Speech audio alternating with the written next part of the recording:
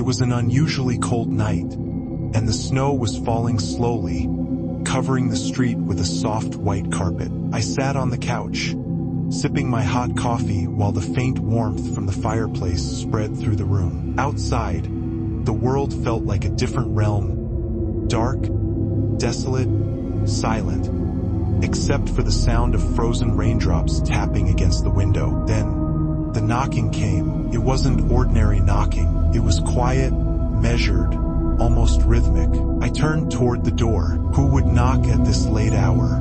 The entire neighborhood was practically deserted during winter, and everyone preferred to stay indoors in such weather. I waited for a moment, expecting the knocking to stop, but it continued.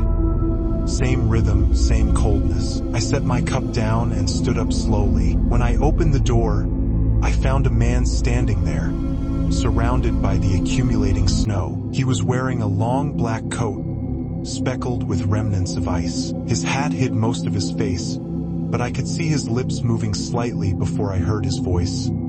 "Excuse me. My car broke down on the road. It's freezing outside. May I come in?" His voice was steady, but something about it felt wrong. Still, it didn't make sense to leave him outside in this deadly cold. I hesitated for a moment, then opened the door wider, gesturing for him to enter. He stepped in quietly. As I closed the door behind him, I noticed something that made me pause.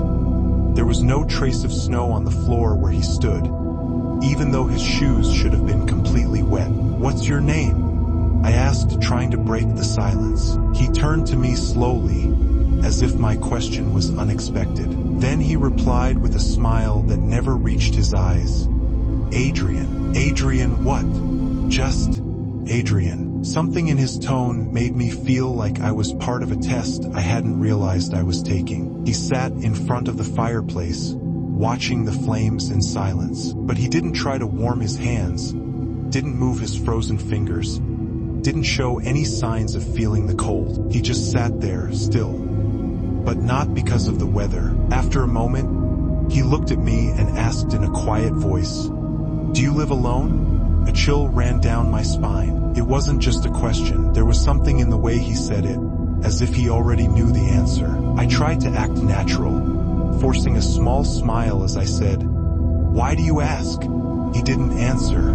He only turned his head slowly and looked at the large mirror behind me. I couldn't stop myself from following his gaze, and when I saw what the glass reflected, my breath caught in my throat. There was no reflection of him. I didn't move. I didn't even breathe. I just stood there, staring at the empty space where his reflection should have been. At that moment, he spoke in a low, almost whispering voice.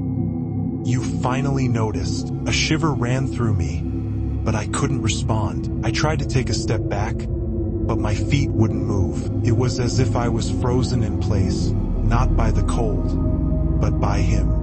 He stepped closer, his movements eerily silent despite the old wooden floor. And when he stood right in front of me, he whispered something that sent ice through my veins. "You shouldn't have opened the door, Luke." How did he know my name? I never told him. I tried to scream, to run, but everything around me started to collapse. The room darkened. The sound of rain and snow outside became muffled, as if the entire world had vanished. Then, in an instant, everything was back to normal. The lights, the fireplace, the sound of the rain outside. There was no trace of him. No water on the floor, no footprints, no Adrian. But I wasn't alone. I could feel it. I turned to the mirror again, and this time, there was something new etched onto its surface. Not everyone who knocks needs your permission. Some enter no matter what you do.